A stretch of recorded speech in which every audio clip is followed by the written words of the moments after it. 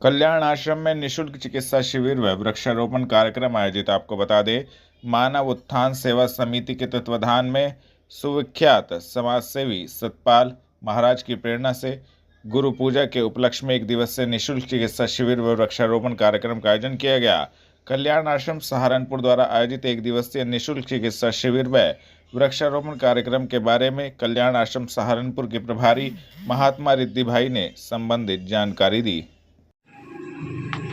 मैं महात्मा रिद्धि बाई जी, सदगुरुदेव श्री सतपाल जी महाराज जी की शिष्या, हंस कल्याण आश्रम सहारनपुर से। आज 14 जुलाई हम लोगों ने यहाँ गुरु पूजा का प्रोग्राम किया और गुरु पूजा के पावन पर्व पर हम लोगों ने यहाँ पे कई डॉक्टरों को बुलाया, जिसमें निःशुल्क नेत्र जांच और बीपी शुगर का जो है शिविर लगाया, जिसमें कई श्रद्धालुओं ने अपने जांचें करवाई। और गुरु पूजा के पावन पर्व पर हम लोगों ने यहाँ वृक्षारोपण का भी आयोजन किया गया और ये अभियान हमारा 14 जुलाई से 31 जुलाई तक चलेगा। और ये गुरु महाराज जी की प्रेरणा से हम लोग यहाँ पे कई ऐसे कार्यक्रम करते रहते हैं। तो हमारी संस्था ने भी आज ये कार्यक्रम यहाँ सहारनपुर आश्रम से किया है।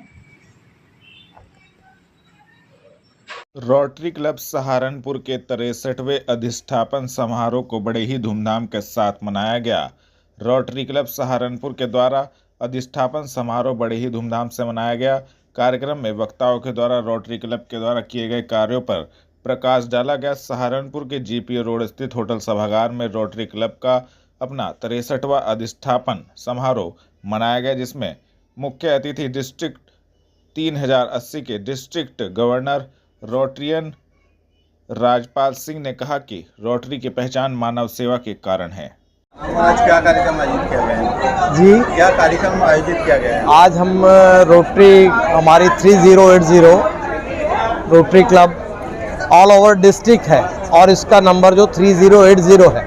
तो रोटरी तो ऑल ओवर इंडिया है, तो इसलिए ऑल ओवर वर्ल्ड में भी इसको माना जाता है। इंडिया का ये जो क्लब है 3080, मेरे डिस्ट्रिक्ट गवर्नर सरदार राजपाल सिंह जी, जिन्होंने इस डिस्ट्रिक्ट के वो हैं, 1 जुलाई से हमारे लोगों का कार्यकाल शुरू हो जाए।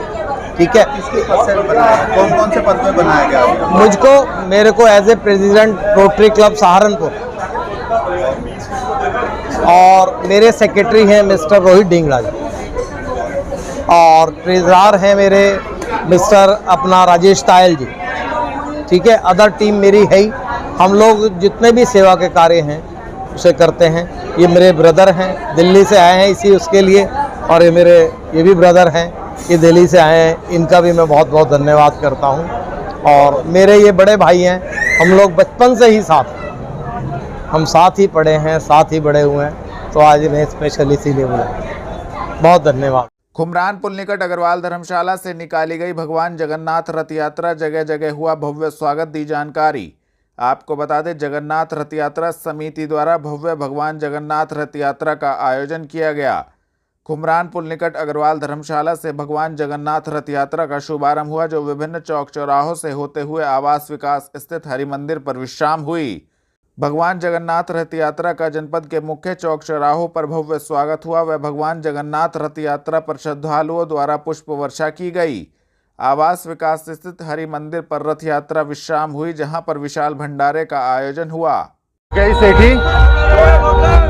मुकेश सेठी, आज क्या कार्यक्रम यहाँ पे आपके? आज सहारनपुर में जगन्नाथ यात्रा हर साल, बीते सालों की बात थी, 20 साल से जगन्नाथ यात्रा निकल रही है।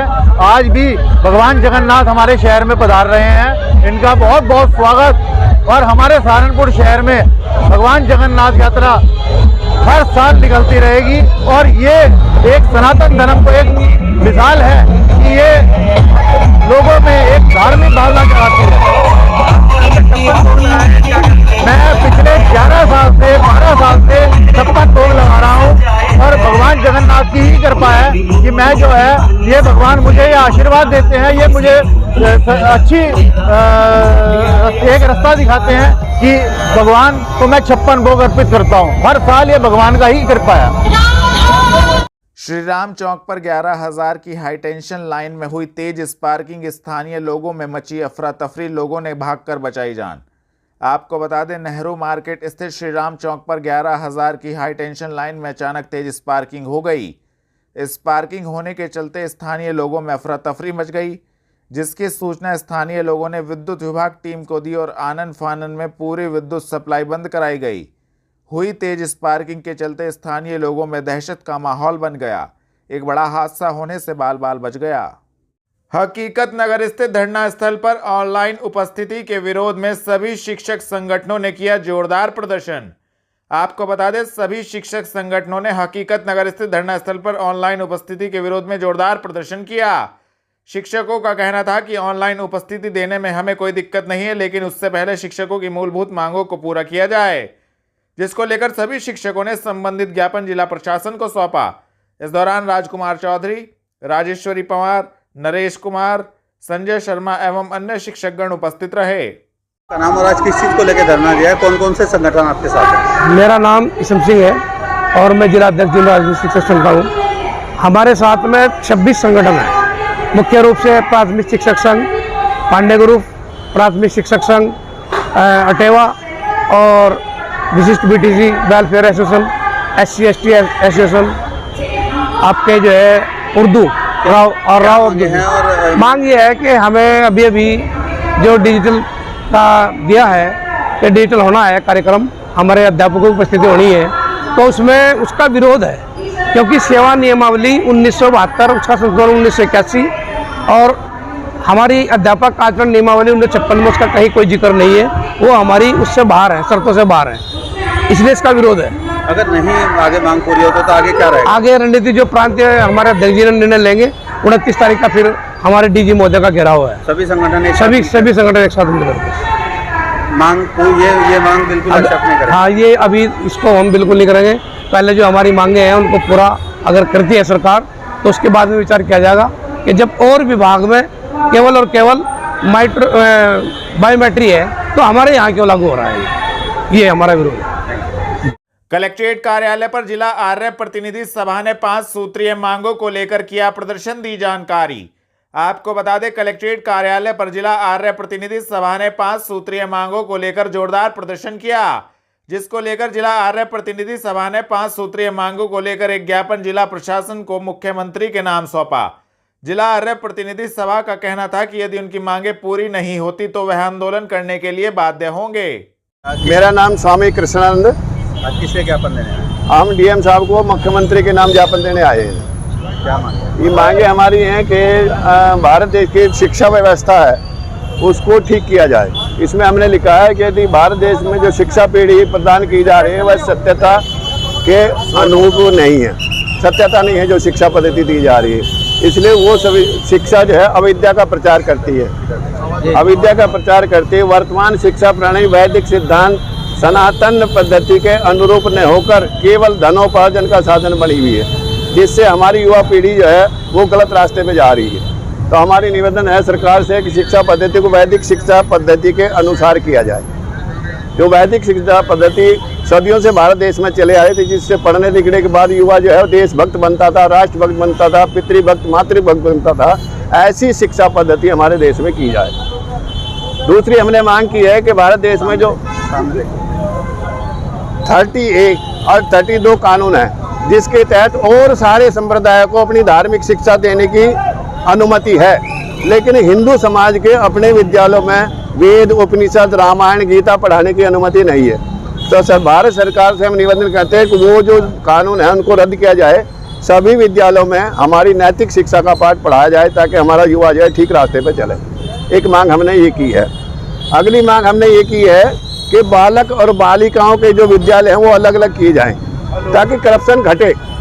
जहाँ 2 बालक और बालिका युवा अवस्था में एक साथ रहते हैं फिर वो गलत रास्ते पे चलते हैं, इसलिए बालिकाओं के विद्यालय अलग हों और बालकों के विद्यालय अलग हों, ताकि बालिकाओं के विद्यालय में महिलाएं शिक्षा हों और बालकों के विद्यालय में पुरुष शिक्षक हों, वो ठीक प्रकार शिक्षा दे पाएंगे। एक हमने ये रखा है।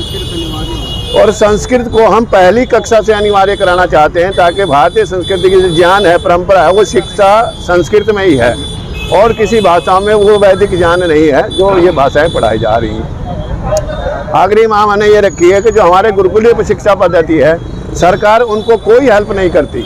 जो राष्ट्रभक्त बनाते हैं, देशभक्त बनाते हैं विद्यार्थियों को, उनको तो कोई नहीं, और जो राष्ट्र को लूटने वाले लोग उनको वो मिलती है सहायता।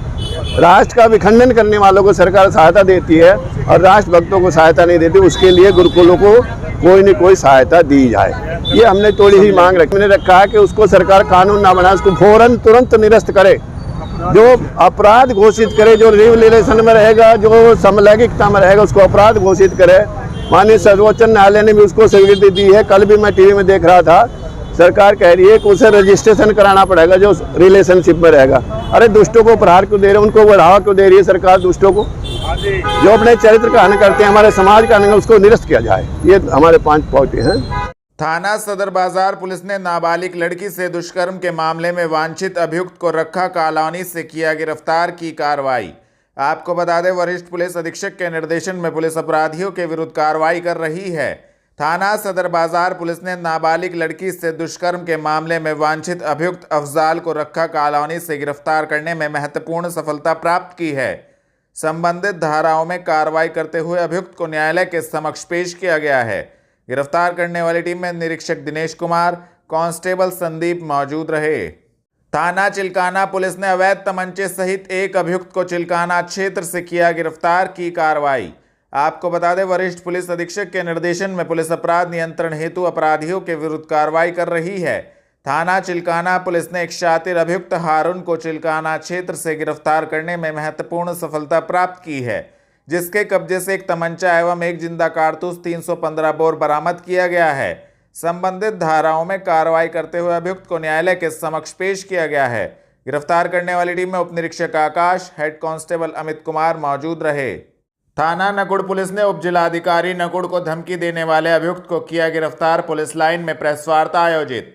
आपको बता दें, वरिष्ठ पुलिस अधीक्षक के निर्देशन में पुलिस अपराध नियंत्रण हेतु अपराधियों के विरुद्ध कार्रवाई कर रही है।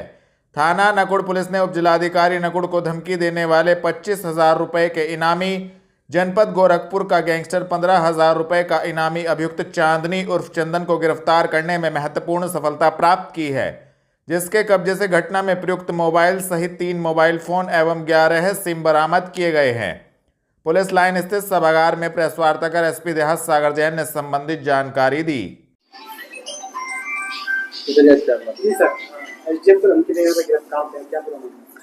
जी 10 जुलाई को थाना नकुड़ पर एक एफआईआर पंजीकृत की थी एसडीएम नकुड़ द्वारा, जिसमें उन्होंने बताया था कि किसी नंबर से निरंतर उन्हें धमकी भरे कॉल्स आ रहे हैं और अमर्यादित एवं अभद्र भाषा का उन पे जो है प्रयोग किया जा रहा है बार बार। तो इस संबंध में मुकदमा पंजीकृत किया गया था एवं जो नंबर्स पुलिस को मिले थे उसकी निरंतर सर्विलांस के माध्यम से एवं जो उसकी आईडी किस नाम से रजिस्टर्ड था, उसकी लोकेशन, ये सारे चीजों पर काम किया जा रहा था। अभियुक्त अपने आप को जो है संजय सिंह बता रहा था और संजय सिंह निवासी देवरिया इसी नाम से जो है मुकदमा पंजीकृत किया गया था।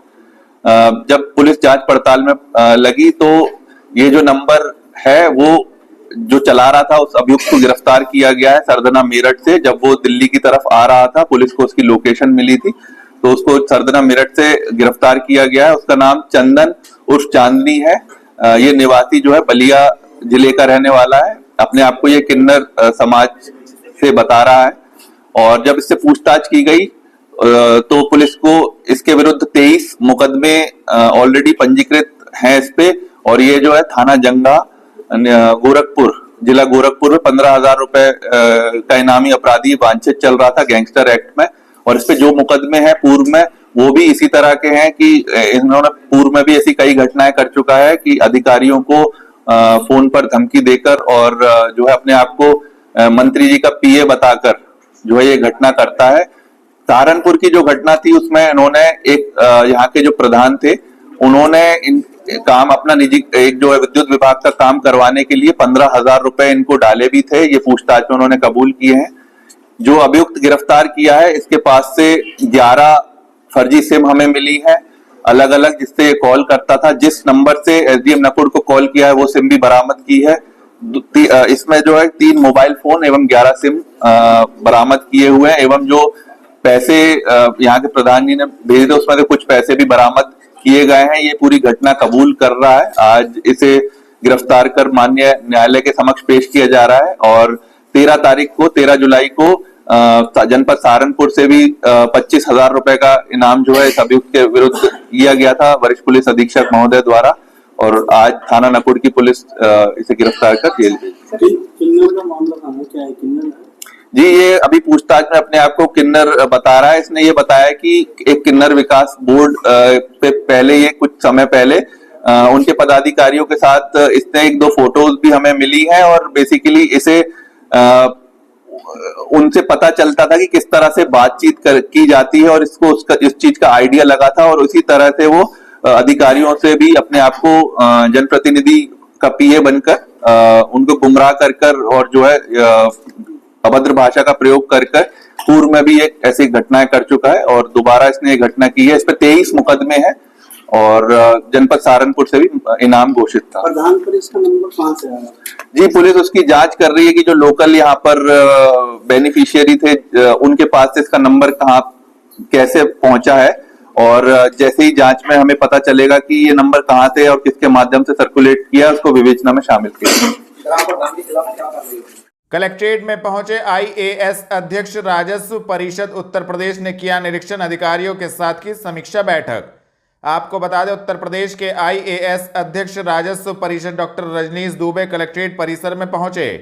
डॉक्टर रजनीश दुबे ने कलेक्ट्रेट परिसर का निरीक्षण किया, जिसके बाद उन्होंने समस्त अधिकारी गणों के साथ समीक्षा बैठक करी। बैठक में उत्तर प्रदेश एवं हरियाणा के सीमा विवाद पर चर्चा की गई एवं अधिवक्ताओं के साथ मीटिंग की गई। इस दौरान मंडलायुक्त डॉक्टर हर्षिकेश भास्कर यशोद, जिलाधिकारी मनीष बंसल एवं अन्य अधिकारीगण मौजूद रहे।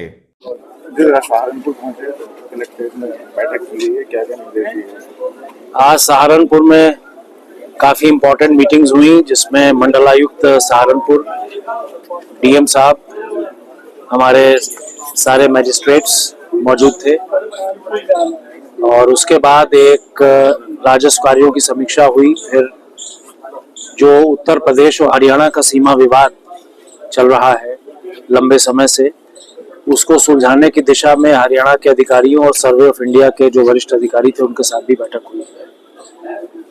लास्ट में जो हमारे अधिवक्ता हैं उनके साथ बैठक हुई है, जो हमारे न्यायालय से जुड़े हुए मसले हैं उनके बारे में, और कुल मिला के तमाम समस्याओं का आज यहाँ समाधान किया गया है।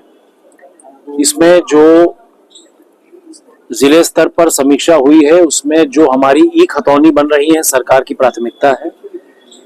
31 जुलाई तक 100% ई खतौनी सभी गांवों में बनके तैयार हो जाएगी।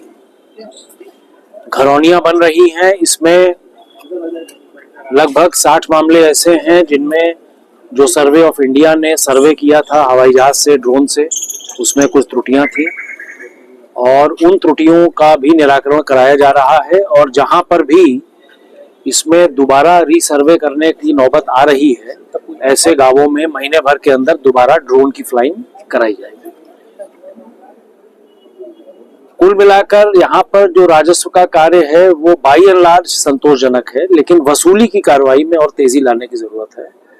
तो यहाँ का लक्ष्य जो है वो 20% बढ़ा के अगले वर्ष का दिया गया है, और इसमें आगे काफी मजबूती और कठोरता के साथ जो बाकीदार हैं उनको चाहे बंद करना पड़े या उनके खिलाफ जो भी कार्रवाई है कुर्की वगैरह की वो की जाए, और वसूली की कार्रवाई में सख्ती करने की आवश्यकता है आज जिले में। बाकी जो हमारी प्राथमिकताएं हैं, वादों का निस्तारण, उसमें कुल मिलाकर वादों का निस्तारण ठीक है। निवेश काफी आ रहा है प्रदेश में, और उसमें जमीन में धारा 80 बहुत जरूरी है, जिसमें कृषक भू उपयोग से गैर कृषक में भूमि ट्रांसफर होती है। तो उसमें जो मामले ऐसे हैं जो रिजेक्ट हुए हैं एसडीएम्स के कोर्ट से, उसमें मैंने डीएम साहब से अनुरोध किया है कि 15 दिन में ऐसे मामलों की समीक्षा कर ले, और यदि कोई कमी है कागजातों में तो उन्हें पूरा करा के इनको भी घोषित कराया जाए, जिससे अधिक निवेश, औद्योगिक निवेश सहारनपुर में हो सके। सर, यहाँ पे एक नागादेव नदी है, उस पर अवैध तरीके से कब्जे हो गए, नदी का अस्तित्व ही खत्म हो गया। ये अभी आप वो कार्रवाई के लिए कहते हैं, जो निचले स्तर के अधिकारी हैं वो उसको पेंडिंग कर देते हैं। तो ये अभी जानकारी में आया है, तो ये हमारे साथ में जिलाधिकारी हैं, तो मैं इनसे कहूंगा कि इस नदी पे अगर कब्जे हैं तो उसको दिखवा ले। और रिवर रेजुवेनेशन बहुत अच्छा कई जिलों में, फतेहपुर में, अयोध्या में और भी कई जिलों में प्रदेश में हुआ है, तो यहाँ भी अगर गुंजाइश है तो उसके रेजुवेनेशन का प्लान बनाकर इसको इम्प्लीमेंट कराएं। ये एक अच्छी बात आपने बताई। सर सहारनपुर का गांव है ढाई के, वहाँ पर 3000 रुपए का जमीन है सरकारी, उस पर कब्जे कर रखे हैं भूमाफियाओं ने, लेकिन आज तक उसको कब्जा मुक्त नहीं कराया गया। ये कौन सा गांव बताया? ढाई की नकुड़ का गांव में, तहसील नकुड़। तहसील नकुड़ में एसडीएम एक अच्छी अधिकारी इस समय पोस्टेड हैं। क्या नाम है उनका? संगीता, श्रीमती संगीता। तो अभी मैंने देखा उनको काफी जानकारी भी है, और साथ में इसमें पुलिस को भी लगाना होगा और हायर लेवल के ऑफिसर्स एडीएम वगैरह को भी इन्वॉल्व करके यदि इसमें अवैध कब्जे किए गए हैं तो उनको हटवाने की कार्रवाई की जाएगी। इसमें जरा कमिश्नर साहब एक बार अपने लेवल पर भी देख लीजिएगा। अगर 3000 बीघे का मैटर है तो इट्स वेरी सीरियस। और इसी के साथ में जो हमारे यहाँ पर और गवर्नमेंट की स्कीम्स हैं, जैसे आपका आवास आवंटन है, मत्स्य आवंटन है, इसके भी लक्ष्य इस साल के निर्धारित कर दिए गए हैं और ये भी काम तेजी से आगे जिले में कराया जाए। पुलिस लाइन में किसान मजदूर संगठन ने थाना नकुड़ में तैनात दरोगा के खिलाफ की कार्रवाई की मांग किया प्रदर्शन। आपको बता दें, प्रदीप उर्फ मोनी निवासी ग्राम नसरुल्लागढ़ थाना नकुड़ क्षेत्र किसान मजदूर संगठन के किसानों के साथ पुलिस लाइन पहुंचा। इस दौरान प्रदीप के साथ पहुंचे किसानों का कहना था कि प्रदीप को थाना नकुड़ में तैनात दरोगा बीरबल ने झूठे मुकदमे में फंसाया है। दरोगा के खिलाफ कार्रवाई की मांग को लेकर किसान मजदूर संगठन ने पुलिस लाइन में जोरदार प्रदर्शन किया। प्रदीप राणा युवा जिलाध्यक्ष किसान मजदूर संगठन में। क्या मामला है? मामला नसरुल्लागढ़ का है, शराब का। एक निर्दोष व्यक्ति को प्रदीप जो चौहान है, राणा जी है, गोग्गा मेडी के भगत है, उन्हें घर से उठाया गया। एक षड्यंत्र के तहत 2 ठेकेदारों की वर्चस्व की लड़ाई है वहां से, उसमें इस निर्दोष व्यक्ति को फंसाया जा रहा है, जिसे लेकर आज किसान मजदूर संगठन अपने बैनर तले एक धरना प्रदर्शन कर रहा है। जब तक प्रदीप चौहान को न्याय नहीं मिलेगा और बीरबल सिंह सस्पेंड नहीं होंगे आयु, जब तक किसान मजदूर संगठन धरनारत रहेगा। एक निर्दोष व्यक्ति चाहे वो किसी भी क्षेत्र से हो, उसके लिए हर वक्त संगठन लड़ाई लड़ता है। लेकिन जिस तरीके से प्रदीप चौहान जी को फंसाया जा रहा है घर से ले जाकर, इसके लिए ठोस निंदा किसान मजदूर संगठन करता है। 3 तारीख को उठाएगा। पुलिस ने अभी लोग कोई आश्वासन, ठोस आश्वासन हमें नहीं दिया, ना हम उनके आश्वासन से अभी तक असहमत हैं। अगला स्टेप रहेगा, अगर पुलिस प्रशासन नहीं मानता तो धरनारत चलता रहेगा जब तक पुलिस प्रशासन नहीं झुकेगा। अब तक धरना वैसे ही चल रहा है। धरने की रूपरेखा आगे के लिए तैयार की जाएगी, चाहे हमें अनशन तक जाना पड़े। कोर्ट रोड स्थित होटल सभागार में भारतीय किसान यूनियन नई क्रांति ने 9 सूत्रीय मांगों को लेकर करी प्रेस वार्ता। आपको बता दें, भारतीय किसान यूनियन नई क्रांति द्वारा कोर्ट रोड स्थित होटल सभागार में 9 सूत्रीय मांगों को लेकर प्रेस वार्ता का आयोजन किया गया।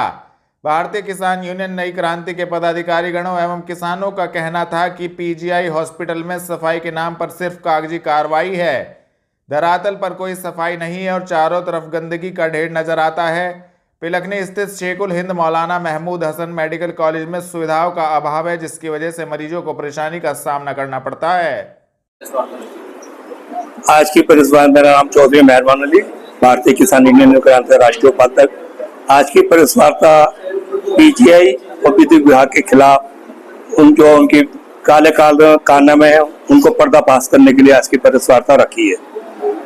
सबसे पहले पीजीआई का मानना आता है, पीजीआई के अंदर हम लोग गए थे तो पीजीआई में इतनी गंदगी है, वहाँ डॉक्टर नहीं है और वहाँ कोई मशीन नहीं है। यहाँ के अल्ट्रासाउंड वगैरह और खून टेस्ट के लिए भी इनको बाहर भेजा जाता है। तो ये यहाँ के सीओ की, यहाँ के जिला अधिकारियों की मिली भगत से प्राइवेट नर्सिंगों को बढ़ावा दिया जा रहा है, क्या कि प्राइवेटों की दुकानदारी चलती रहे। अगर पीजीआई सही चल जाए जिले के अंदर तो मैं वहाँ यहाँ के जो 16,000 डॉक्टर है और उसके बाद में यहाँ पे जो प्राइवेट नर्सिंग होम है, इनको बहुत बड़ा झटका लगेगा, क्योंकि ये इनको पैसा क्लियर बात है, प्राइवेट वाले नर्सिंग होम वाले इनको पैसा देते होंगे, जो पीजीआई पे देखभाल नहीं की जा रही, पीजीआई की रखवाली नहीं की जा रही। हमारी मांग है पीजीआई में मशीन हो, अल्ट्रासाउंड मशीन हो और सिटी स्टैंड की मशीन हो, डॉक्टर हो, वहाँ की सफाई हो। तो हमारी मांग और 1 महीने के अंदर नहीं हुआ तो भारतीय किसान यूनियन नई क्रांति इसके लिए बहुत बड़ा आंदोलन करेगी और इन अधिकारियों को पूरा इनके यहाँ जाके धरना प्रदर्शन करेगी, वहाँ बैठने का काम करेगी। अभी हाल ही में मौजूदा एमपी इमरान मसूद साहब ने भी वहाँ पर जाकर उचित निरीक्षण किया तमाम खानदानी के लिए, उसके लिए क्या कहना? नहीं, एमपी अभी जीते हैं वो उनका काम है, उनका छितर है, वो संसद बने हैं, असली तो काम उनका है भाई। उनको खाली, मैं उनसे भी कहूंगा कि वो खाली इस तरह ना करें कि जाए, उस पर पूरी सख्ती से, अब वो मेंबर ऑफ पार्लियामेंट है, पूरी सख्ती से कार्रवाई करके काम कराने का काम करें। हालांकि वो संसद में भी आवाज उठाई, शायद आपने वीडियो देखी। हाँ, देख, संसद में आवाज उठाई, बेहतरीन आवाज उठाई है, उसका हम स्वागत करते हैं, लेकिन वो मेंबर ऑफ पार्लियामेंट है, सरकार से जल्द वहां काम करेगा, काम करे। दूसरी हमारी समस्या है पूरे जिले के अंदर, अनेक कॉलोनी के अंदर विद्युत विभाग का इतना घोटाला हो रहा है, इतना वो हो रहा है, जेई भी लैंड मैन लोगों से पैसे ले रहे, लैंड नहीं मिल रही, सड़कों पर तार लटके हुए, और वहां हत्या, कोई भी हादसा हत्या हो जाती है बच्चों की, क्योंकि खंभों की ना होने की वजह से ये तारों में विद्युत विभाग सख्ती से काम करे। विभाग के अधिकारी, मैं चीफ से भी कहता हूँ, एक्शन से भी कहता हूँ कि वो जल्द से जल्द अपने कान खोल ले, वरना भारतीय किसान यूनियन नई क्रांति आपके खिलाफ भी आंदोलन करेगी, और वो आंदोलन करेगी कि आपके ऑफिस और आपको बंद करने का काम करेगी। मतलब सरकार तो कहती है कि जीरो टॉलरेंस नीति पर कार्य कर रहे हैं। नहीं, सरकार कह रही है लेकिन कार्य नजर नहीं आ रहा। प्रदेश का मुख्यमंत्री कहते हैं कि हर घर में रोशनी दूंगा, लेकिन रोशनी का कनेक्शन भी नहीं मिल रहे। लोग पैसा देने को तैयार है, लोग अपने कनेक्शन का पैसा जमा करने को तैयार है, उसके उन्हें कनेक्शन नहीं मिल रहे। लोग परेशान है, अंधेरे में बच्चों की मौत हो रही है, बीमार पड़ रहे बच्चे। तो इस पे सरकार को, यहाँ के सरकार कहाँ कह रही है? सरकार कहने में कहती है, अधिकारी काम क्यों नहीं कर रहे? विद्युत विभाग का यहाँ के अधिकारी, बड़े अधिकारी क्यों नहीं सर्वे करते? तमाम अभी कोलाघाट रोड पर चले जाए, कच्चे 62 फुटा इधर चले जाए, सड़कों से 3-4 फुट ऊंचे तार लटके हुए, लच्छे, कोई बच्चा पकड़ ले, हत्या हो जाएगी, उसकी मौत हो जाएगी। तो ये हादसे हो रहे हैं, इसका जिम्मेदार कौन होगा? तो ये अधिकारी, जेई, एक्शन, एसडीओ, चीफ, ये इसके जिम्मेदार है। सरकार इन्हें तलब क्यों नहीं करती? क्यों सर्वे नहीं कराती कि कितनी कॉलोनी में? सरकार सुनती भी है, सरकार आवाज भी उठी, और बराबर हम लोग लेटर भेजते भी हैं, लेकिन सरकार इस पर गौर क्यों नहीं कर रही? तो इसलिए सरकार से भी हमारी वो है कि इन अधिकारी को सख्ती की जाए। रिश्वतखोरी इतनी हो गई है कि लैंड कहीं तार गिर जाए, तार टूट जाए, बगल लैंडमैन 100-200 पे ले आता ही नहीं।